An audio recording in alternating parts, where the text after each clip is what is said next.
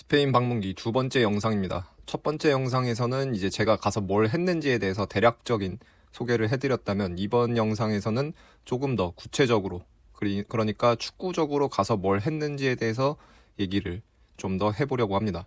특히 이제 두 번째 경기였던 제가 2주 정도 머물면서 경기를 2개를 치렀는데 두 번째 경기 같은 경우가 줄리우 바티스타가 감독으로 있는 레알 바야돌리 프로메사스와 경기를 홈에서 치렀거든요. 그래서 이 경기에 대해서 조금 더 집중적으로 얘기를 해보도록 하고, 그리고 제가 가서 있으면서 느낀 것들, 특히 이제 팀에 있는 선수들을 보면서 느낀 것들에 대해서 코치의 관점에서 한 번 더 얘기를 해보도록 하겠습니다. 우선 제가 도착했을 때 팀 분위기 자체는 이미 굉장히 많이 올라갈 대로 올라간 상황이었습니다. 첫 번째 영상에서도 얘기를 했던 것처럼 제가 있는 동안 팀이 2승을 추가하면서 6연승을 기록했고, 그 말인즉슨 제가 도착했을 때 이미 팀이 4연승 중이었다는 거거든요. 특히 이제 11월 20일이죠. 현지 시간으로 11월 20일에 있었던 아렌테이루와의 원정 경기가 있었는데, 아렌테이루가 지금도 리그 순위표에서 1위에 올라 있는 팀이거든요. 그리고 그 당시 원정 경기를 갔을 때 아렌테이루가 21경기 무패를 기록 중이었습니다. 그러니까 지난 시즌부터 해서 이번 시즌까지 계속해서 패배를 하지 않고 승리를 주로 거두면서 리그 1위에 올라있던 팀이었고, 뭐 이건 여담이지만 그 이후에 지난주에 이제는 구강컵에서 아틀레티코와 경기를 펼쳐서 물론 아틀레티코에게는 좀 비교적 큰 점수 차이로 패배를 하긴 했지만 어쨌든 간 구강컵에 나올 정도로 지난 시즌과 이번 시즌 계속해서 이어서 준수한 경기력을 바탕으로 그 1위를 지키고 있는 팀이었는데, 이 팀을 상대로 원정에서 1대0 승리를 거두면서 이제 3연승까지 기록을 했거든요. 그리고 그 이후에 있었던 아빌레스와의 홈 경기에서 뭐 4대0 대승을 거두면서 팀 분위기 자체는 굉장히 올라올 대로 올라온 상황이었고, 제가 도착했을 때도 그러니까 아무래도 뭐 낙관하고 뭐 거기서 분위기가 풀어지고 이런 느낌은 전혀 없었지만 원정 경기임에도 불구하고 가서도 승리를 하겠다, 이런 것 자체는 굉장히 분위기가 고조되어 있는 그런 상황이었습니다. 제가 도착해서 이제 원정 경기를 갔는데, 원정 경기를 갔던 그 상대팀은 그러니까 발렌시아가 아니고 팔렌시아라고 스페인 내륙이죠. 바야돌리이 조금 비교적 더 큰 도시고 그 위쪽에 있는 중소도시인데, 이제 발렌시아 크리스토 아틀레티코라는 팀과 경기가 예정이 되어 있었습니다. 그래서 산티아고에서는 팀 버스로 이동을 했는데, 버스로 이동을 하니까 한 4시간 반, 5시간 정도 거리였고, 그래서 뭐 버스를 타고 이동을 해서 경기를 하러 갔죠.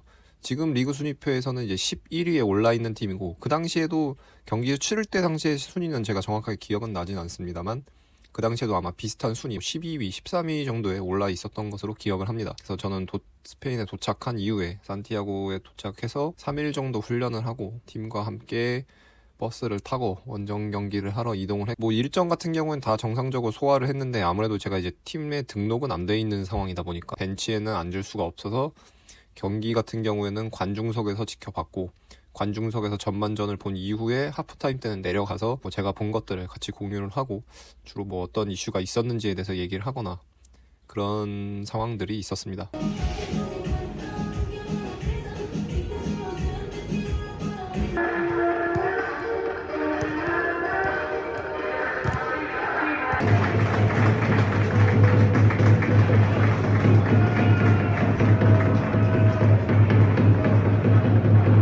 사실 이렇게 원정을 가면은 버스를 타고 장시간 이동하거나, 그리고 원정 간 도시에서 호텔에 머물면서 시간을 이제 경기 시간까지 보내야 되는 것, 이런 것들 자체가 어떻게 보면 조금 지루할 수도 있는 시간들이거든요. 한두 시간 정도로 끝나는 게 아니고 뭐 이동 시간만 하더라도 왕복 10시간 가까이 되고, 그리고 도착해서도 호텔에서 시간을 이제 어느 정도 때워야 되는 입장이기 때문에 다소 지루할 수가 있는데, 근데 또 저는 거의 3년도 더 됐죠.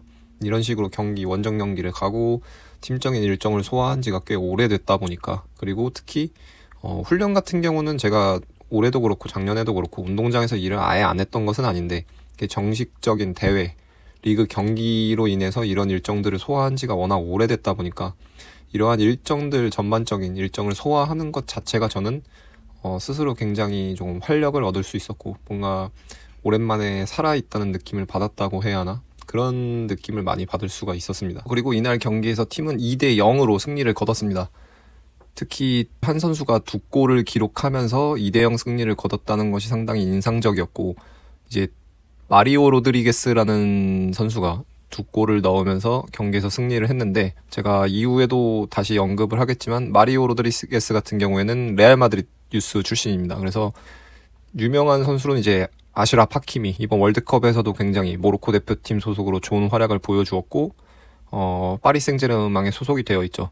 아슈라프 하키미와 꽤 오랜 시간 같이 뛰었고 2015년, 2016년 이 당시에 후베닐에서 뛰었을 때, 그때 또 멤버가 이제 페데 발베르, 슈라프 하키미, 그리고 이 마리오 로드리게스, 이런 선수들이 주축이 되어서 경기를 펼쳤던 팀이거든요. 얘기를 좀 해보니까 이제 하키미랑 연락을 계속 하면서 지내다가 이제는 아무래도 이제 못 본 지 시간이 좀 되고 하다 보니까 요새는 좀 연락이 뜸해졌다, 이렇게 얘기를 하더라고요. 그래서 어쨌든 간 이런 과거만 보더라도 재능이란 측면에서는 사실 의심의 여지가 없는 선수인데, 어쨌든 간 지금은 4부 리그에 와서 뛰고 있고 이날 경기에서 2골을 넣었습니다. 그리고 특히 두 번째 골 같은 경우에는 리그 1부 리그, 2부 리그, 3부 리그와 관계없이 갈리시아 지역 팀들이 넣은 골 중에 그 주의 골이 갈리시아 방송사에서 꼽히거든요.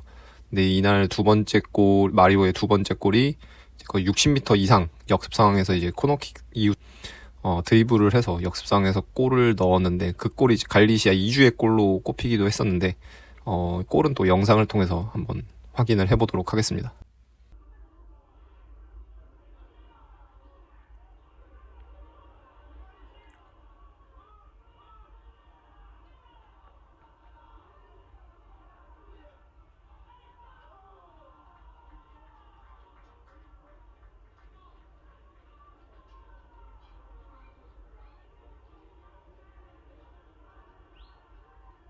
네, 그래서 이렇게 마리오의 2골을 통해서 팀은 승리를 거뒀고, 원정에서 승리를 거두면서 이제 5연승까지 기록을 하고 다시 홈으로 돌아올 수가 있었죠. 그리고 이제 일주일 뒤인 12월 11일에 아까 얘기했던 것처럼 줄리우 바티스타가 감독으로 있는 레알 바야돌리 프로메사스와 경기가 있었습니다. 레알 바야돌리 프로메사스는 그러니까 쉽게 얘기해서 레알 바야돌리의 B팀이죠. 성인 A팀이 현재 1부 리그에 있고 B팀이 지금 4부 리그에 있는 건데, 잘 아시다시피 구단주는 그 페노메노로 잘 알려져 있는 호나우두가 구단주입니다. 아무래도 호나우두가 구단주이다 보니까 B팀 감독으로 이제 같은 레알 마드리드에서 뛰었던 브라질 출신인 줄리우 바티스타를 감독으로 채용을 해서 팀을 이끌고 있고, 지난 시즌에 이어서 이번 시즌도 팀을 이끌고 있습니다. 그래서 순위로 보았을 때도 당시도 그렇고 지금도 그렇고 콤포스텔라가 저희가 순위가 3위고 이제 레알 바야돌리 프로메사스가 4위거든요. 그래서 3위와 4위 간의 대결이라는 점에서도 승리를 거뒀어야 했고, 그리고 저희 같은 경우에는 이제 5연승을 어쨌든 간 기록 중이었기 때문에 해당 연승 기록을 이어가면서 2012년 마지막 경기까지 치러야 한다, 이런 목표가 또 내부적으로는 어느 정도 있었기 때문에 어쨌든 이러나 저러나 홈에서 승리를 거둬야 하는 그런 입장이었습니다. 반면에 경기를 준비하는 것은 과정 자체가 처음부터, 그러니까 전략을 수립하는 과정에서도 좀 까다로웠습니다. 왜냐하면 레알 바야돌리 프로메사스가 경기 결과가 이제 승패를 약간 반복해서 오는 상황이었고, 그리고 최근 경기 이제 5경기 정도를 영상을 구해서 영상을 쭉 보는데 비교적 선발 라인업 변화의 폭이나 시스템 변화의 폭이나 이런 것들이 굉장히 크더라고요. 그래서 직전 경기의 경우로 보자면은 4-4-2, 그러니까 거의 4-2-2에 가깝죠. 제 유튜브 채널에 올라와 있는 영상 중에서는 우나이 에메리의 아스톤 빌라에 대해서 언급을 한 영상이 있는데, 거의 이 영상에서 나오는 아스톤 빌라와 거의 동일한 형태로 4-2-2의 형태로 가깝게 플레이를 했더라고요. 그리고 특히 최전방 공격수 2명의 경우가 완전히 전형적인 공격수, 정말 측면으로 활약하거나 미드필더 성향이 있는 선수들이 아니고 두 선수 모두가 전형적인 공격수 성향의 선수들을 배치를 해놨었는데, 근데 반면에 또 다른 경기들에서는 그렇지 않은 모습이었거든요. 그러니까 선발 라인업을 구성하는 선수들의 변화의 폭도 컸고 시스템적인 변화의 폭도 컸고, 그리고 상대적으로 이제 경기 결과가 일정하지 않은 반면에 이제 저희 같은 경우에는 5연승을 이제 기록을 하고 있던 상황이었고, 더군다나 이제 저희의 홈에서 경기가 펼쳐지다 보니까 상대가 이런 것들을 의식을 해서 또 뭔가 제3의 형태로 경기 전략을 취할 가능성이 있었기 때문에 상대의 전략을 예상을 하고 그것을 토대로 전략을 수립하는 것 자체도 조금 까다로웠습니다. 그래서 뭐 어쨌든 간 경기는 뭐 이 경기가 되었든 저 경기가 되었든 플랜 A, B, 뭐 많게는 C까지도 있을 수가 있는데, 그러니까 염두에 두는 거죠. 물론 플랜 A에 주력을 하긴 하되 어느 정도 변화나 예상했던 것과 다르게 나왔을 경우에 또 그것에 대해서 대응하는 방식을 갖춰야만 하는데, 그런 관점에서 조금 까다로운 상황이었고, 어쨌든 간 결국에는 직전 경기의 형태로 나오지 않겠느냐라고 이제 예상을 하고 경기를 준비를 했습니다. 그리고 결과적으로 봤을 때는 이제 그 예상이 맞았고, 그러면서 경기를 상당히 유리하게 경기를 훈련했던 대로, 그러니까 일주일 내내 준비했던 대로 경기가 잘 풀어지면서 최종적으로는 2대0의 스코어로 승리까지 할 수 있었거든요. 이제 저는 이 과정에서 조금 전에 얘기했던 것처럼 상대팀 영상을 보고 이제 상대팀 선수들에 대해서 이제 뭐 어느 정도 팀에 인지를 시키고 그것을 토대로 훈련을 진행해야 되는데, 이제 저 같은 경우도 그 과정에서 뭐 중간에 주중에 이제 비디오 세션으로 쓰일 자료들을 이제 또 제가 준비를 해서 감독님한테 드려서 감독님이 이제 또 비디오 세션을 진행을 했고, 그래서 그런 것들이 어느 정도 효과를 거둬서 짧은 시간이긴 하지만 굉장히 내 집단 의식, 그러니까 내가 뭔가 또 승리에 기여했다 이런 것들을 느낄 수가 있어서 굉장히 좋았습니다. 아까도 얘기를 했지만 그런 것들로부터 제가 이 경기에서 오는 희열이나 경기장에 있으면서 코치로서, 코칭 스태프로서 뭔가 참여하는 이런 포지션에서 멀어진 지가 벌써 시간이 꽤 지났기 때문에 사실 그런 것들을 꽤 오래 잊고 지냈었거든요. 근데 이번에 가서 이렇게 제가 할 수 있는 것들을 뭔가 함으로써 팀에 도움이 돼서 결국에는 경기의 승리에까지 기여할 수 있었기 때문에 오랜만에 진짜 조금 코치로서 살아있음을 느끼고 왔다고 할 수가 있겠습니다. 그리고 경기 당일날에는 제가 커뮤니티에도 사진을 올리긴 했지만 보통은 원정팀이죠. 원정팀이 이제 경기장에 도착하면 감독, 코치 포함해서 이제 선수단이 보통은 이제 잔디에 먼저 들어가서 이제 뭐 그냥 좀 둘러보고 잔디 상태도 확인하고, 그리고 상대팀에 이제 뭐 아는 지인이 있거나 하면은 만나서 대화도 나누고 보통은 그렇게 하는데, 이제 줄리오 바티스타 감독도 이제 운동장에 나와 있었습니다. 저는 또 이제 동생이 로마 팬인데 동생한테도 미리 얘기를 했었거든요. 이번 주 경기를 하는데 줄리오 바티스타가 감독이다라고 얘기를 했는데, 그래서 쉽게 얘기해서 그냥 동생 얘기하면서 가서 이제 말을 좀 붙였죠. 말을 좀 붙여가지고 뭐 상대팀 감독한테 경기 전에 가서 말을 붙이는 게 흔하진 않는데, 이제 가서 이제 뭐 말을 좀 붙이고 뭐 사진 좀 한번 같이 찍어줄 수 있냐고 얘기했더니 자기 지금 여기서 이거 대화 나누고 있는데 대화 나누고 이제 들어갈 때 오면은 같이 사진 한번 찍자고 얘기를 하더라고요. 그래서 그렇게 얘기를 해가지고 라커룸으로 들어갈 때 이제 같이 사진을 찍었습니다. 커뮤니티에다도 올려놓긴 했지만 이제 못 보신 분들이 있을 것 같아서 올려서 지금 보여드리고, 근데 조금 생각을 했어요. 경기 전에 가서 얘기를 해야 되나 경기 후에 가서 얘기를 해야 되나. 근데 뭐 당연하게도 경기 후에는 이 경기 결과에 의해서 어느 정도 분위기가 영향을 받잖아요. 만약에 저희가 이겼는데 사진을 못 찍어달라고 하는 것도 사실 조금 무례하게 느껴질 수 있고, 그렇다고 또 저희가 졌는데 진 입장에서 가서 뭐 사진을 찍자고 하기도 조금 그래서 경기 전에 가서 얘기를 했는데 결과적으로는 굉장히 잘한 선택이었다 라고 이제 지금 와서 돌이켜보면 그렇게 생각이 되네요. 그리고 경기 내적인 부분에서 어떻게 준비를 했는지, 전략을 준비하는 관점에서, 그리고 경기장에서의 전술에서 핵심적인 사항이 무엇이었는지에 대해서 대략적으로 중요한 부분만 조금 간추려서 얘기를 하자면은, 아무래도 수비 국면에서 압박을 할 때, 그러니까 상대가 지공을 전개할 때 압박을 얼마만큼 효율적으로 가져갈 수 있느냐가 중요했습니다. 조금 전에도 설명을 잠깐 했지만 이제 이날 경기에서 바야돌리 프로메사스가 4-2-2-2에 가깝게 경기를 했거든요. 반면에 저희의 경우에는 이제 다이아몬드 4-4-2 혹은 4-3-1-2의 형태로 이제 경기를 가져가는 팀이었거든요. 그렇기 때문에 이제 상대가 후방에서부터, 그러니까 골키퍼에서부터 자신들의 진영 익숙한 곳에서부터 공격을 전개할 경우에 수적 우위를 비교적 쉽게 가져갈 수 있는 상황은 사실 센터백과 풀백이었습니다. 그러니까 최전방에 저희 같은 경우에는 다이아몬드 4-4-2다 보니까 전형적인 측면 미드필더는 존재하지 않았고, 그렇기 때문에 상대 풀백이 비교적 자유롭게 시간적, 공간적 여유를 확보할 수가 있었고, 결국에는 최전방에서 두 명의 공격수를 통해서 어떻게 상대 센터백과 풀백에서 나오는 2대1의 수적 우위를 무효화시킬 수 있느냐, 상쇄시킬 수 있느냐, 이것이 상당히 중요한 포인트라고 저희는 봤거든요. 그래서 이제 가져갔던 것이, 보통은 상대 진영에서 압박을 가할 경우에는 중앙에서 바깥쪽으로, 그러니까 터치라인 쪽으로 압박을 가져가는 것이 보통이거든요.